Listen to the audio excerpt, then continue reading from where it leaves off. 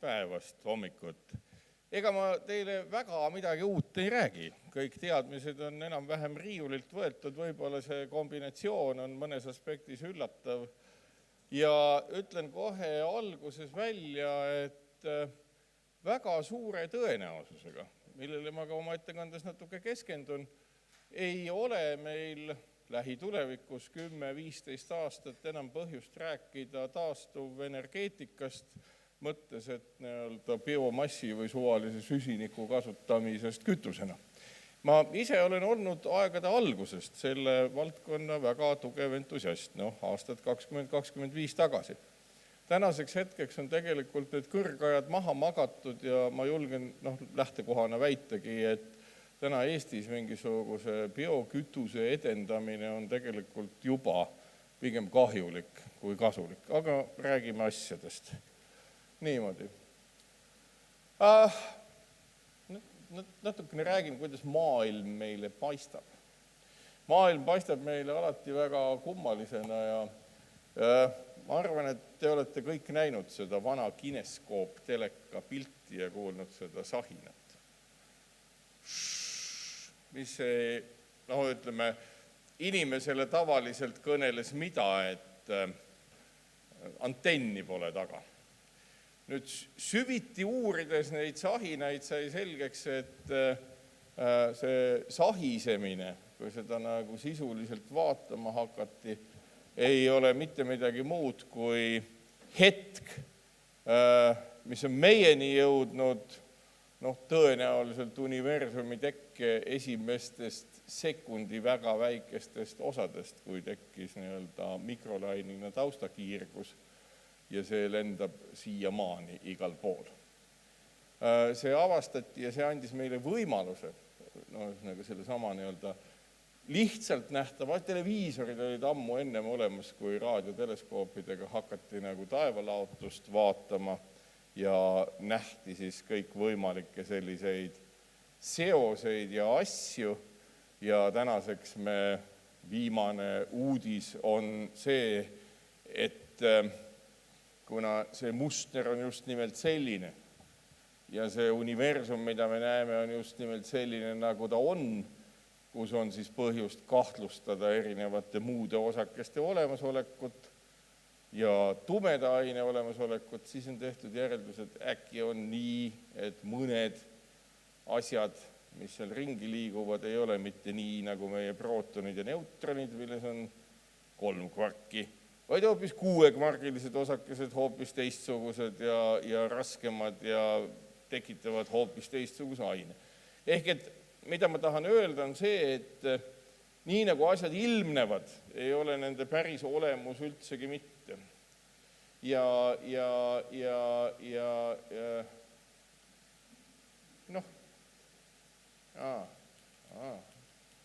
Tehnika, vägev. Ma ei ole kasutanud seda kunagi. Iga kord on võimalik midagi avastada. Ja mis ma tahangi öelda on see, et meil on põhjust ka keskkonna asjus minna süviti, olla kriitiline ja püüda lahti saada igasugustest müütidest.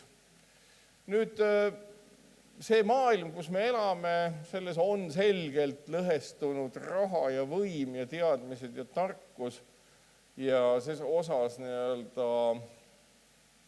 äärmuslikumal moel see lõhe avaldub, siin te juba seda pilti nägite,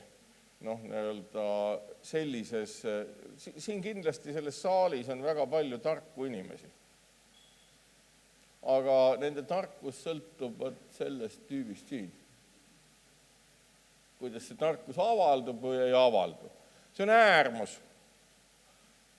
Selle äärmuseni viib terve kontiinium erinevaid olemisviise ja seda tasub alati silmas pidada, kui küsitakse, et aga kui see on nii, miks seda siis niimoodi tehtud ei ole.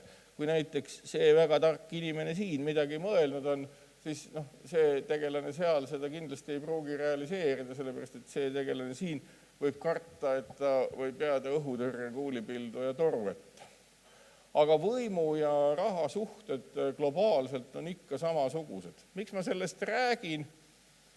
Mitte, et ma nüüd hakkaks kuulutama siin mingit kapitalismi hukku või midagi muud sellist, kaugel sellest. See on suhteliselt arukas viis, kuidas majandust korraldada. Aga näiteid, mismoodi bluffimine käib, on väga palju. Kas või ExxonMobili 80. aastatel tehtud uuringud selle kohta, mida võib tähendada söepõhise kütuste massiline edasikasutamine, viis ExxonMobili eksperdid arusaamisele, et et 2020. aasta paiku võib süsihappegaasisisaldus tõusta sinnamaani, see oli aastal 1982, kui nad selle välja käisid, kus ta täna on, ehk üle 400 miljondiku osa. Ja see oli edukas bluff, mis kestis ja natuke ma sellest bluffist räägin ka lähemalt. Nüüd selleks, et me saaksime maailmast paremini aru, on meil tänaseks õnneks väga palju kõikvõimalikku tehnikat ja võimalust andmeid koondada ja analüüsida. Geoinfosüsteemid 90. aastate alguses, mis arenema hakkasid, andsid meile hoopis teistsuguse pildi maailmast, et täna õnneks on võimalik andmeid töödelda ja koondada väga edukalt. Isegi ilma arvutita, see on näiteks üks fotograaf, Javi Buu. Tema on pildistanud näiteks linde. Need on linnud, kelle trajektoorid on üles tähendatud. Need on väga müstilised pildid, tal on neid väga palju. Ja kõik võimalike trajektooride üles tähendamine, ajaloo üles tähendamine, andmete koondamine ehk sõnaga info töötlemine annab meile maailmast hoopis teistsuguse pildi kui meie tavalised silmad, aju ja kõik sinna muu juurde kuuluv. Ja me näemegi asju hoopis teistmoodi. Ja siin ei ole kasutatud mitte midagi muud kui, arvutit nii palju, kui see, fotoaparaadis sees on, aga põhimõtteliselt see tehnika on fotograafiline tehnika, valguse üles tähendamine nende trajektooris. Siis on teine asi veel, mida me peame mõistma ja mis tuleb väga raskelt, mis on ajaloos varem olnud sellesama tänase Jakob von Ükskülli, kelle vanaisa Jakob von Üksküll on üks, kes on loetud ka ju siis biosemiootika üheks rajajaks, mõiste umvelt sissetoojaks, oma ilm vist eesti keelde tõlgitult. Ja tänaseks vist juba 100 tagasi või umbes sinna kanti hakkas ta kõnelema sellest, kuidas me peame mõistma selleks, et aru saada ka sellest, et teised liigid, kellega me siin koos maakeral elame, ei ole meie pärast, vaid nendel on oma enda asi siin ajada ja see ongi nende oma ilm. Meie tarkus on see, meie keelesüsteem on see, mis võimaldab meil teiste oma ilmast aru saada. Ja miks me teiste liikide oma ilmast rääkima peame, on see, et probleemi allikas, mis meil täna on, muutuv kliima, on muutuv, olemas ja problemaatiline ja lahendusi pakkuv inimkonna jaoks viimased 800 või miljon aastat, ainuüksi selle tõttu, et teistel olenditel on oma ilm ja nende oma ilmade ja toimetamiste koosmõjus ainevahetuses ja milles iganes plõksti on tekkinud kliima, mis on ka meile ülimalt soodne, kus on mingite juhuslike faktorite tõttu tekkinud olukord, kus me siin mingeid masinaid ja muid asju kasutades sümbolkeeles, kasutades sümbolkeelt mõistmaks kogu maailma kõiksust ja detaili ja nüansse suudame rääkida. Kusjuures tänase päevani ei oska ükski evolutsioonigeneetik ega keegi öelda, et mis on just see kombinatsioon, mis on tekitanud olukorra, et meie aju niivõrd teistmoodi käitub. Ja võib-olla see ei olegi mingisugune midagi muud kui lihtsalt võimaluste paljusus, lihtsalt see, et meie ajurakkude variatiivsus on genoomi rakendamise mõttes suurem kui kõigil teistel. Miks see nii läinud on, me ei tea, aga meil on põhjust olla õnnelik selle üle, et me saame maailma käsitleda täpselt nii, nagu me seda praegu teeme.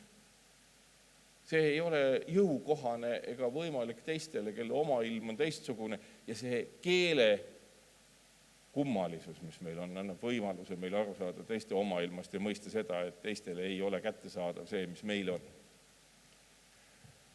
Nüüd, ega maailma jaoks on võtmeküsimus lõpetada süsinikupõhiste kütuste kasutamine, minna üle puhastele energiavoogudele nii kiiresti kui võimalik.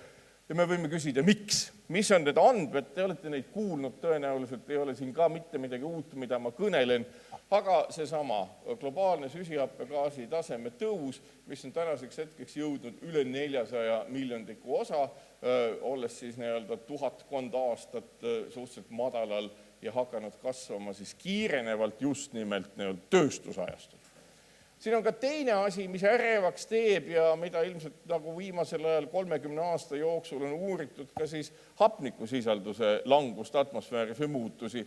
Mitte nüüd niimoodi, et me tunneksime, et õhku ei ole, aga samamoodi nagu miljondikes osades süsihappegaasi sisaldus kasvab, see miljondikes osades ka langeb viimase 30 aasta jooksul 50 ppm, mis hingamise mõttes ei ole midagi, aga märgi mõttes tähendab paljude arvates seda, et meil on välja lülitumas üht või teist tüüpi fotosünteesi protsessid. See võibki tõele vastata, sellepärast, et ega keegi täpselt ei tea, mis toimub ookeanide keskel, kus vetikatest pärineb väidetavalt pool maailma hapnikku. Ja me ei tea, mis seal toimub, sellepärast, et me lihtsalt ei tea seda. Me võiksime teada, me ei tea seda. Meie jaoks on muud asjad palju olulisemad. Seesama eelnev võimu küsimus näiteks siingi. Need asjad on palju olulisemad. See oma ilm nagu elab oma elu. No nii, ja siis veel, eks ole, seesama metaanisisalduse kasv, millega käib kaasas ka rida igasuguseid ebamugavusi. Näiteks eelmisel aastal see on siis Jakutski, keegi on teil sattunud Siberisse, käinud kunagi? Ei. See on päris äge. Mina olen käinud seal Jakutski linnas, aga ikka kõvasti aastakümneid tagasi. Leena jõgi, mis seal on, see on nagu, mina ei olnud nii suur, see oli esimene suur Siberi jõgi, mida ma oma silmaga nägin, see oli meeletult suur. Sellest on nüüd alles riismed. Siin Jakutski linnas sõidetakse autodega mööda jõe põhja ja põhjus on selles, et igikelts on sulanud madalamale kui jõe põhi ja see on üks väheseid jõgesid, suuri jõgesid, mis toitub igikeltsast ja kui igikelts sulab allapoole jõe põhja, siis loomulikult sinna vett ei tule ja see talv oli esimene kord, kui siis Jakutskist ei toimunud enam Leena deltasse, seal on ka inimasustused, siis praamivedu kaupade ja muuga. Nii et see nagu toimub täna meie nähes. Neid protsessi on hästi palju veelgi. Nüüd, tulles Antarktikasse ja jällegi kaks jaama, Vostoki ja Dome Sea jaam siis Antarktikas, mõlemad on siis unikaalsed selle tõttu, et liustik on liikunud geoloogiliselt sellisesse kohta, kus ta edasi ei lähe, ehk et ta on kuhjunud umbes miljoni aasta jooksul, kogunud endasse kogu aeg sinna pääle sadava lume tõttu mikrokoguseid õhku ja seda on õnnestunud nüüd tagantjärele uurida. Ega see ka nii lihtne pole olnud selles mõttes, et ajaloos esimesed katsed tehti 20. sajandi alguses, ka geoloogias tuntud tegelane Wegener, saksa geoloog, kes mandrite triivi nagu sõnastas, püüdis ka puurida jääd, suudeti siin veel 50-ndatelgi aastatel mõnikümmend meetrit puurida, sellepärast keegi ei teadnud, kuidas jääd puurida masinatega, mis olid mõelnud kivi puurimiseks, ei õnnestunud see. Nüüd lõpuks on siis suudetud tegelikult 3,6 kilomeetrit või umbes sinna kanti jääd puurida ja Vostoki jaamas vähem, aga itaallaste selles Epica Dome Sea jaamas nagu rohkem. Ja meil on olemas nüüd suhteliselt värskelt, ütleme niimoodi 10 aasta sees tekkinud andmed ja me teame, et 800 000 aastat maal on toimunud enam-vähem 8 jääaega. Kui on olnud jääaegade vahepealne aeg, on süsihappegaasi sisaldus olnud 250-300 ppm vahel ja kui on olnud jääaeg, on see langenud siis alla 200 ppm. Ja see on olnud rütmiliselt niimoodi. Ja seda rütmi umbes siiamaani, nende värskemate aukude peal, teati ka 80-ndatel aastatel.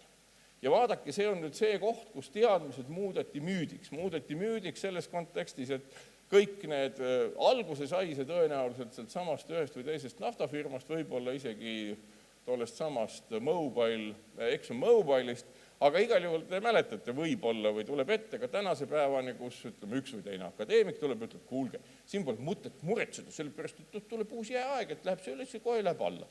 Nüüd, jah, see oligi faktoloogia, mida kasutati, kuid Tänaseks hetkeks on juhtunud see, et süsihappegaasi tase on läinud üles ja nagu ma ütlesin, me näeme igasuguseid märke, mis viitavad selle peale, et sellesse süsiniku sekkumine, süsinikuringisse sekkumine on olnud suhteliselt kehvapoolne.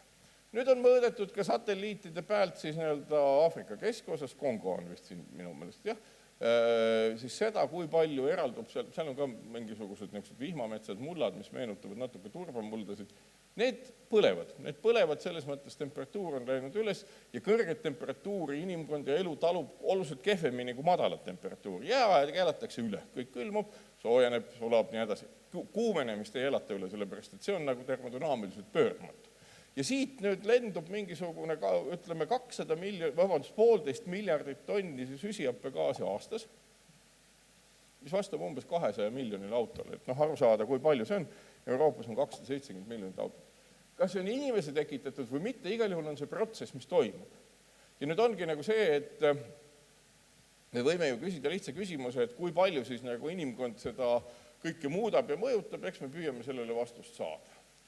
Siis on loomulikult üks lugu ju veel, mida te ka väga hästi teate. On siis see sama lugu sellest, et Milankovitš, meenutage, 1920 midagi sinna kanti, ütles, et ohoo, milles küsimus, maakera, eks ole, siin on pretsessioon, siin on elliptiline orbiit, mis muutub, näitas seda, kuidas päikese kiirguse hulk maakera muutub. Väga revolutsiooniline töö, iseenesest väga revolutsiooniline töö, näitas, millisel moel taevamehaanika, nimetame seda niimoodi, eks ole, planeetide dünaamika, tegelikult tekitab päikese kiirguse fluktuatsiooni. Nüüd loomulikult tekitab, see vastab tõele. Ma vaatan, kas mul on õppevahend kaasas. Aeg-ajalt võtan õppevahendi kaasa, mul täna vist ei ole või on, kohe ma saan teada. Kus on mul on vist õppevahendi kätt. Väga hea õppevahend. Päike. Umbes 5 sentimeetrit läbimõõdus. 1, 2, 3, 4, 5. Ühesõnaga kujutate ette siin umbes poole millimeetrise läbimõõduga liivatera mu jala juurest, kuskil siin. See on päikese ja maa suhe. Loomulikult mõjutab, loomulikult on väga oluline, aga see on mastaab. Need on mastaab. See on niisugune ilus pilt, eks ole, päike on siin, maa on siin oluliselt suurem, kõik võtavad, käib. Tegelikult need on ülimalt väiksed protsessid, mis toimuvad. Ja Milankovitši tsükkel näitabki kõikumist. Nüüd tuleb peamine asi. Meil on olemas kliimaajalugu. Ja kliimaajaloos on kohti, kus Milankovitši tsükkel näitab, et valgust on palju, aga kliima on jahe. On kohti, kus Milankovitši tsükkel näitab, et valgust on vähe, aga kliima on natuke soojem. Ehk me oleme olukorras, kus me peame aru saama lihtsast tõsiasjast, et maa peal on elu. Elu on see, mis tegelikult tekitab kõrvale kaldumise niisugusest klassikalisest soojusprotsesside termodünaamikast ja märkimisväärse. Seda esimest korda käsitles väga põhjalikult Schrödinger, kes on kvantmehaanika looja ja demonstreeris seda, mis juhtub entroopia protsessidega elu tõttu. See on väga arukas töö. Hiljem ka selline belglane nagu Ilja Prigožin ja käsitles sama asja. Ehk et me oleme maakeral tegelikult selle tõttu, et meil on siin mingisugune ma ei oska öelda, kui palju, 600 miljonit tonni või miljardit tonni, gigatonni, kõik võimalikku elu. Me ise loomadena moodustame sellest kõigest 2 miljardit tonni, inimkond kõigest 60 miljonit tonni. Kõik võimalike algloomi, baktereid ja keda iganes on meist nagu kuhjaga rohkem. Ja nüüd tuleb põhiline küsimus sellest, et mida me siis teeme, et kas tõesti kui inimesed võtaksid oma need, ma ei tea, mitu 170 miljardit tonni süsinikku või süsinikupõhist mingit jama, eks ole, mis me põletame võimsusega umbes mingi 15 või 20 teravatti pidevalt, paneksime lihtsalt suure lõkke maa peale põlema ja põletaksime seda, et kas siis loodus ei tuleks toime. Ma arvan, et tuleks. Probleem on selles, et me võtame selle 15 või 20 teravatt-tundi, mis moodustab tegelikult maa sisetuuma võimsusest umbes kolmandiku. Enam-vähem sama palju, kui maa sisetuumas on siis Tuumareaktsioone. Tuumareaktsioone on sul umbes 20 teravatti, nii palju kui arvutatud on. Ja mida me teeme, me ju tegelikult künname ümber kogu seda eluslooduse pilti, seda diversiteeti, ehitame linnu, toimetame ja see on probleem, mis mõjutab tegelikult selle sama süsinikuringe toimimist. Ja sellest on ilmselt räägitud, eks ole, mida toob kaasa endaga need muutused, mida me toimetame looduses. Nimetatakse kliimakaoseks, ehk et me ei oska ennustada tulevikku. Alati on see lootus, et kohe saab valmis kvantarvuti ja siis me saame maailmast paremini aru. See on tõesti hea lootus, sellepärast, et see võimaldaks meil ette näha paljusid protsesse, mida me täna ei hooma. Ja parem arvutustehnika, mis lahendab kiiresti keerulisi ülesandeid, mis elektrilise arvelauaga ei ole võimalik, see oleks tõesti loomulikult mingid krüptoanalüütikud ütlevad ja haaravad peast kinni, mis õnnetus, eks ole, ID-kaardid lakkavad töötamast ja kõik muugitakse lahti. Tühi-tähi võrreldes sellega, milline ennustusvõime kaasneb kvantarvuti kasutusevõtuga. Ja seda tasub silmas pidada kõik võimalike maailma lõpulugudega sellest, kuidas singulaarsus ühtäkki tuleb ja muudab ära kogu meie eluolu, kuidas masinad hakkavad midagi tegema. Ma tulen tagasi selle pildi juurde. Kus mul ilus pilt oli? Kui tekib mõtlev masin, me ei tea, mida ta mõtleb, siis uskuge mind, alati leidub üks pervert, kes on suuteline ka mõtleva masina muutma täpselt samamoodi allutatuks nagu selle targa mehe siin. Me oletasime, et see. Ja selles mõttes muretseda singulaarsuse pärast, me peame muretsema pervertidest inimeste pärast, kes on tunduvalt hullemad kui mingisugused mõtlevad masinad, millest on meile ainult abi. Selles mõttes, et miks peaks masin mõtlema nagu mingisugune Põhja-Korea Kim ja tegema ülejäänutele halba. Pigem me peame vaatama, et see ei saatuks hullude kätte. Ja see nii ongi. Muutub traditsiooniline põllumajandus, mullad muutuvad tegelikult, sellest me kohe räägime. On uusi haigusi, mitte nüüd see ilmselt, mis meil täna siin teemaks on. Sademed muutuvad, kuumalained, kõik võimalik. See muster, kus me elame, muutub oluliselt teistsuguseks, kui me oleme harjunud sellega miljoni aasta jooksul. Õigemini me ei ole saanud harjuda miljoni aasta jooksul. Meil on mälu võib-olla 10 000 aasta kohta, mis on üles kirjutatud ja see ka muutub. Nüüd lihtsalt energiasalvedest ja sellest, kui jabur on kõneleda taastuvkütustest ja biokütustest, see on lihtsalt jabur. Et kui me võtame 1 hektari rapsipõldu, siis see peab üleval enam ühte autot aastas, selle õli hulgaga, mis seal tekib. Sisepõlemismootoril töötavad masinad. Ütleme niimoodi, see ei ole kõige efektiivsem. Saab õli, toiduõli ikka väga palju inimesi, tonn, eks ole, palju üks inimene ära tarbib aastas, 100 kilo, mitte rohkem õli, aga sõita saab nii vähe. Kui me võtame õlipalmi põllu, mis on tapetud orangutanid ja kogu sassi löödud Borneo ja muud ökosüsteemid, siis 5 autot maksimaalselt. Nüüd, kui me teeme teise asja, võtame päikesejaama, elektrolüüseri, kompressori mahutid ja tekitame lihtsalt vesinikku, kondenseerides õhus niiskust, bla-bla, nii edasi, nii edasi. See on 20-30 autot aastas. Ja see on see, miks me peame seda tegema. Ja loomulikult varem oleks öeldud 10 aastat tagasi, see on kõik väga kallis, täna see ei ole üldse väga kallis. See ei maksa täna võrreldes kõige muuga mitte midagi, võrreldes määramatusega, milles me elame, ei maksa see mitte midagi. Kui me teeme samasuguse mudeli nüüd ja ütleme, et okei, võtame laost või riiulilt siis need jaamad ja elektrolüüserid ja asjad ja teeme niisuguse ettekujutuse, et Eestis ühtegi muud energiaallikat ei ole. Ainult päikesepaneelid, ainult elektrolüüserid, ainult vesinik ja ainult mahutid.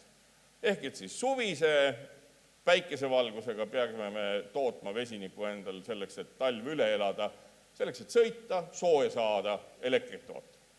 Kogu bilanss, mis vastab täna, ütleme enam-vähem kogu selle 60 teravatt-tundi kõikvõimalikke kütuseid. Paneme sinna natuke näpuotsaga veel juurde ka, et tulevikus on rohkem vaja.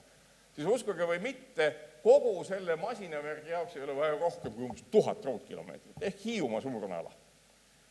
Selle saab teha väikesteks tükkideks, ära jaotada üle kogu Eesti. Ja ei olegi midagi. Meil on põllumaad rohkem. Meil on põllumaad kuhjaga rohkem kui see 1000 ruutkilomeetrit.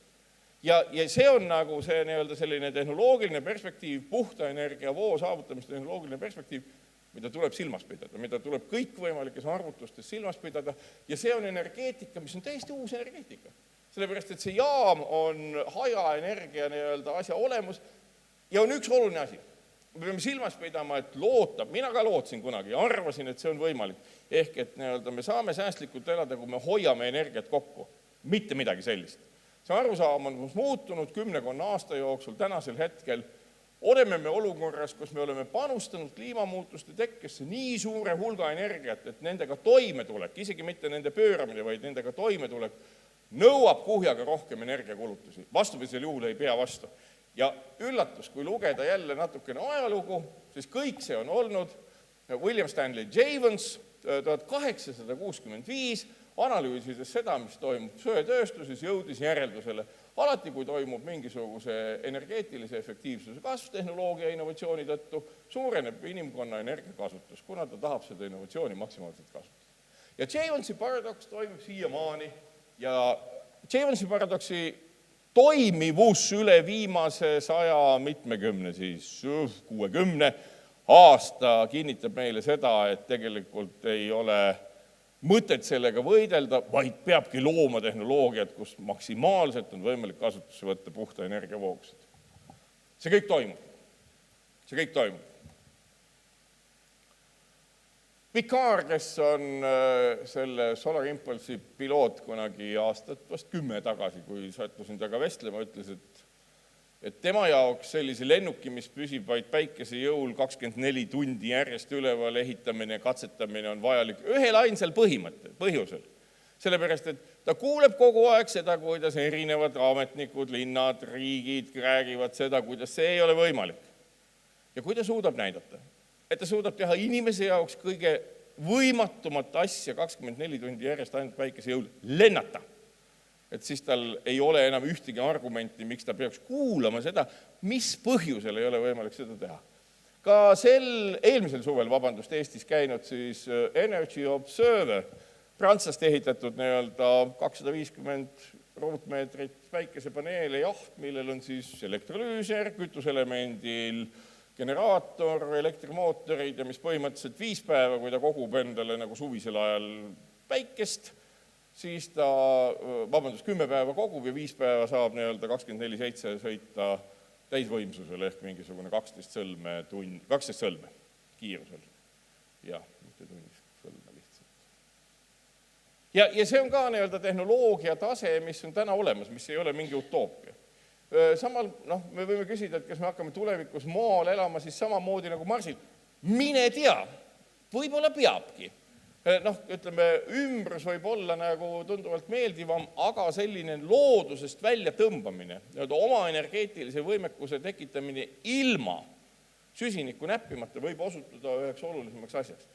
Ka selle pildi peal olnud kasvuhooned, eks ole. See on sama asi. Muutused muldades üldse on nii katastroofilised, kliimas on nii katastroofilised, meil ei ole võimalik ennustada põllumajandust ja pakkuda põllumajandust toidutootmisena jätkusuutlikuna globaalselt.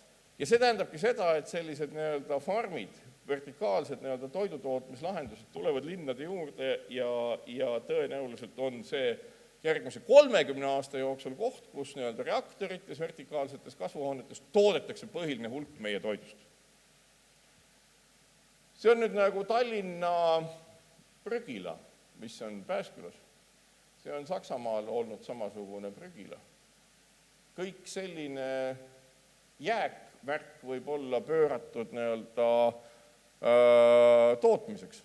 Näiteks kodaniku energeetika mudelite abil, kus kui täna ostes bensiini või diislit, teete te rikkaks mingisuguse šeigi, kusagil seal Araabia poolsaarel, Pärsia lahe ääres või mingisuguse Vene oligarhi. Nüüd kasutades lihtsalt sellist tehnoloogiat, võite ennast rikkaks teha. Täiesti rahulikult. tootes ise ja spekuleerides ise energiavoogudega ja sealt saadava vesinikuga, mida näiteks sellisest Tallinna 2,2 megavatisest jõujaamast, päikesejõujaamast, sealt võiks toota vesiniku 220 sõiduauto jaoks. No me võime küsida, aga miks seda tehtud ei ole? On, Saksamaa on täis 100 vesinikutanklad üle Saksamaa. Igaüks on suuteline tankima umbes 80 autot päevas, see on pool tonni peaaegu. Daimler Mercedes-Benz siis on tootnud 10 000 vesinik elektrihübriidsõidukit, mis on laiali jagatud omavalitsustegelastele ja riigiametnikele, kes siis tangivadki seal. See tehnoloogia on arenduses ja loomulikult mille tõttu? Selle tõttu, et mitte jääda konkurentsis alla Jaapanile, kes soovib olla 2050 vesinikuühiskond. Ja siin on lihtsalt mõned näited. Selline näeb see vesinikutankla välja, päriselt näeb välja. Päikesejõujaam on juures, sees on tal elektrolüüser, kompressor, mahutid ja lihtsalt toodab kütust. Oma hind umbes 3 eurot, 3,5 eurot kilo, kõik elektrikulu muu sinna juurde võttes. Müügihind kokku lepitult üle Saksamaa 9,5 eurot kilogramm. Kilogrammiga on võimalik maha sõita umbes 100 kilomeetrit, 130 kilomeetrit, sõltub sellest. Inimesi õpetatakse juba spekuleerima. Meil on põhjust minna sama teed. Nagu ma ütlesin, kliimaloomus on niivõrd kompleksne, et me ei saa hakata arutama ükshaaval millestki ja me peame arutama tegelikult sellest, et see on meie mõtetest, maa loomusest, elust, päikesest tekkiv selline kombinatsioon, millesse me saame sekkuda, oleme sekkunud ja järelikult me saame seda ka muuta.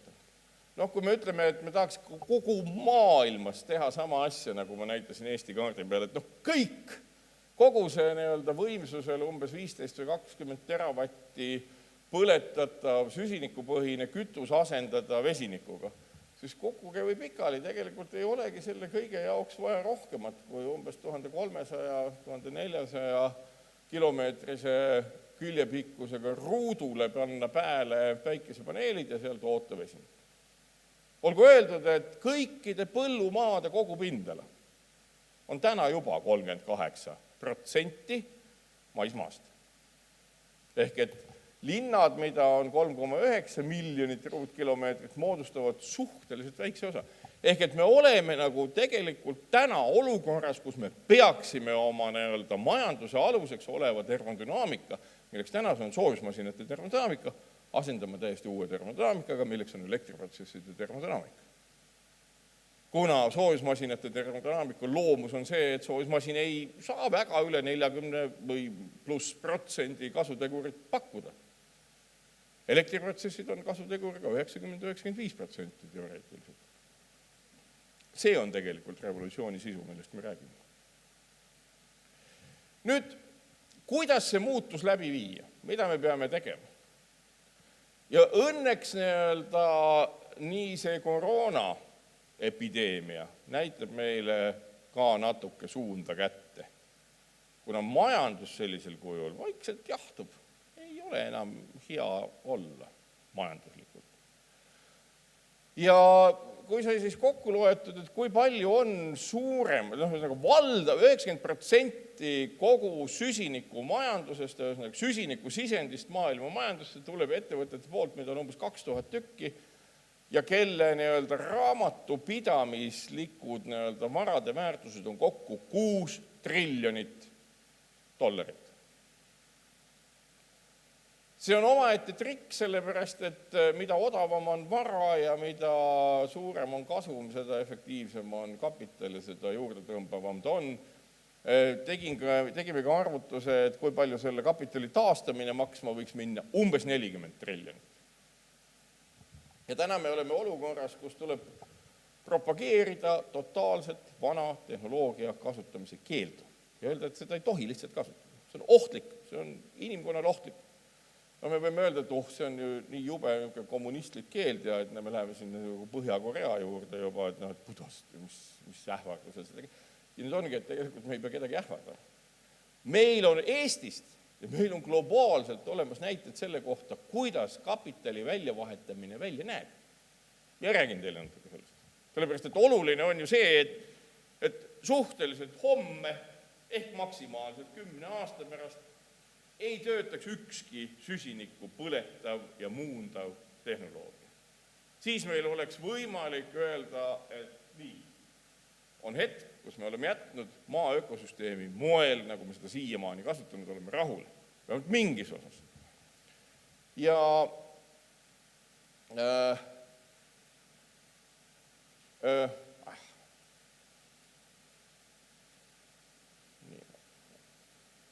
ajaloos on see olnud Marshalli plaan pärast teist maailmasõda.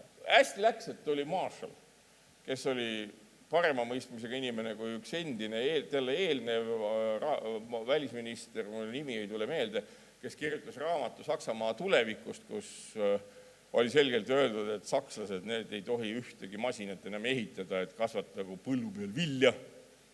Rohkem nad ei tohi midagi teha. No Marshall oli veidigi nutikam tegelane ja seal oli muidugi igasugust nagu sebimist, niisugust päris koledat. Ma räägin teile loo Willy Messerschmittist, kes arusaadavalt tootis lennukeid Natsi-Saksamaa jaoks. Ja siis Willy Messerschmittiga läks niimoodi, et tal läks hästi, et osad ju poodi üles ja osad pandi eluks ajaks vangi. Aga Willy Messerschmitt pandi vangi 8 aastaks. Kui ta vangist välja sai 46. või 47. aastal, siis talle öeldi, et sina, Willy, enam ei ehita ühtegi lennukit meil siin. Willy Messerschmitt ehitas neid väikseid 3-rattalisi autosid, mida te olete näinud, mille nimi oli vist mingi kabiinen, roller või mis iganes, ja tehastoodetud maju ka väga innovatiivne ja õmblusmasinaid. Ja kogu Saksa majandus korraldati ümber ja selleks rahaks oli tänases vääringus kõigeks 12,7 miljardit dollarit. Suhteliselt väike raha hulk iseenesest, aga jõuliselt korraldati majandus ümber. Ja miks seda sai ümber korraldada, oli ju see, et 44. aastal olid 2 tegelast, ütleme, mitte mingit valitsusjuhti, vaid John Maynard Keynes ja siis tema kamraad Ameerika rahandusministeeriumist, Harry Dexter White, välja mõelnud uue finantssüsteemi kogu maailma jaoks, millest on tulnud tänaseks Rahvusvaheline Valuutafond, Maailmapank, kogu rahavärk. Ja Keynesi selline geniaalsus, või kui te loete ka Keynesi teoseid, neid tasub lugeda, milliste nüanssidega ta inimpsühholoogia ja käitumise kirjutas sisse uutesse rahandusreeglitesse, mis toimivad tegelikult siiamaani. Nende samade reeglite alusel, neid on muudetud ühes osas, sellepärast, et hiljem tuli üks teine muinasjutumeister juurde, kelle nimi oli Milton Friedman, kes ütles, et pagan, et miks paganat tagatis, rahal ei ole vaja mingit tagatist. Raha peab olema nii palju kui vaja. Ja mõtles välja reeglid, mis tähendab seda nii palju kui vaja. Ja need reeglid on täna siin olemas. Meil muutus aastal 1992 üleöö rahandussüsteem, kogu majandussüsteem. Ja mis juhtus? Inimesed hakkasid üleöö teistmoodi käituma. Ehk et see hüpotees, mis me täna pakume või kujutame ette, on see, et tegelikult keskpankadel on täna võimalus trükkida juurde uut raha, kommertspankadel on võimalus tekitada seda, nagu nad tekitavad. Näiteks, kui kommertspank tahab raha tekitada, leitakse teid ohvrina ja öeldakse, et äkki te tahate võtta meilt laenu. Ja raha tekib täpselt sel hetkel, kui teie võtate kommertspangalt laenu. Ennem seda tal ei ole, ennem seda on tal raha täpselt nii palju, kui keskpank on talle andnud seda sularaha. Aga sularaha on umbes 1/10 kogu rahamassist, võib-olla vähem. Aga päris raha tekib siis, kui te olete valmis laenu võtma. Ja nüüd ongi, et kombinatsioonis rahatrüki ja laenupakkumiste ja erinevate väärtpaberite genereerimisega õnnestubki tekitada see raha hulk, keelates vana tehnoloogia kasutamise, millega kapitaliomanikud ilma vangi panemata, täitsa vabatahtlikult oma ahnust silmas pidades on valmis uuendama ükskõik millist tehnoloogiat, kui see kasum, mida neile pakkuda on piisav. Ja ma arvan, et kommertspankade ja pankade üldse kaasamine nendesse samadesse kliimalepetesse on möödapääsmatu. See on selge olnud tegelikult umbes ma arvan, 2000. aastast alates, et ilma panganduse kaasamiseta ei ole võimalik kliimamuutusi peatada ega nendega tegelda ega rääkida kliimaneutraalsest majandusest. Nüüd viimase paari aasta jooksul on see justkui, tõesti või, kas me ei saagi ettevõtteid niimoodi maksustada, et nad hakkaksid teistmoodi käituma? Ja vastus on algselt olemas, et ei saa.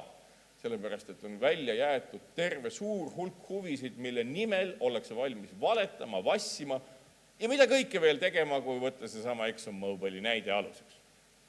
Ja just nimelt pankade rahareeglite ja selle kaudu loomulikult ka tehnoloogiaid arendades, aga mitte ainult tehnoloogiaid arendades, mitte ainult maksustades, on võimalik see muutus ette võtta ja ma arvan, et see on nagu kõige olulisem asi. Vaatan, mis tühja tähja ma siin olen veel lobisenud. Aha, niimoodi. Ja nüüd ongi nagu see, et kas teie olete kuulnud sellisest inimesest, kes siin eelmisel kuul ära suri nagu Freeman Dysonist? See oli väga lahe mees. Ta on mitmesuguseid töid kirjutanud, aga üks kõige ägedam töö, mis ta on teinud, on ta kirjeldas seda, milline hakkab välja nägema põhimõtteliselt niisuguste superstruktuuride kasutamine inimkonna poolt. See on täitsa nagu ette kujutatud. Ja Dysoni sfääriks kutsutakse siis sellist omavahel mitte seotud, aga koordineeritud täpikestest, mis tegelikult igaüks on nagu suur lätakas, mis on suuteline energiat koguma, muundama ja kuhugi edasi saatma, niisugust asjandust päikese ümber, selle sama ümber. Ma ei tea, kui kaugel. 30 sentimeetri kaugusel sellest moodustamist, mis on suuteline neelama kogu sinna sattuva energia. Päikese kogu võimsus on 3,8 10,26 vatti.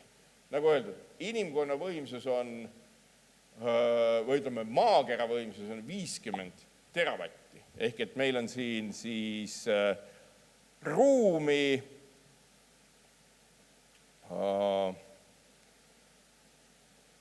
palju? 10 000 triljonit korda rohkem on meil võimalus saada seda energiat. Ja Dysoni sfääri mõte on selles, et kuidas nagu inimkond, kui igal pool halb on, nagu üldse kuhugi teise galaktikasse sõidutada mingisuguste masinatega, mida meil on võimalik ehitada, näiteks lammutades ära ühe planeedi, milleks võib olla kõige lähem päikesele Merkuur. Täna tundub see sellise udujutuna. Kui Dyson sellest kirjutas, siis see oli veel rohkem udujutt. Oludes, kus inimene, kes on lubanud ehitada elektriautod ja neid maailmas kõige rohkem müüa, ja on seda teinud.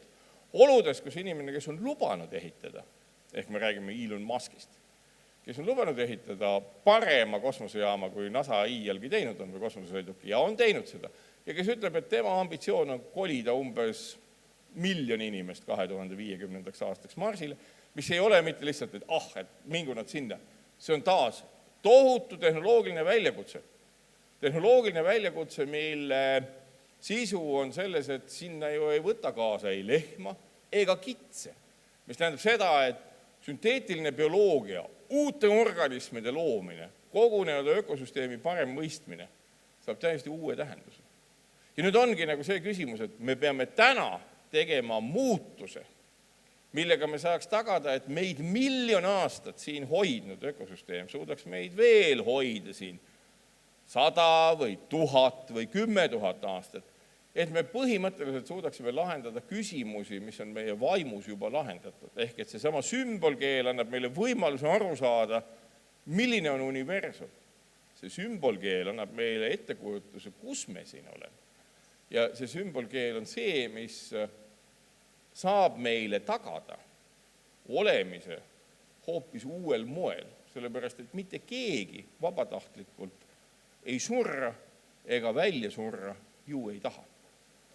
Ja inimkonna kestmise mõttes on oluline astuda jõulisi samme, minna nii kiiresti kui võimalik üle puhta energiavoo kasutamisele, teha seda võimalikult arukalt ja võimalikult mitte diktatuurselt. Ja ma arvan, et see ongi kõik, mis ma teile rääkida oskan. Siin on veel igasugu slaide, aga ma sellega ei tüüta. Aitäh!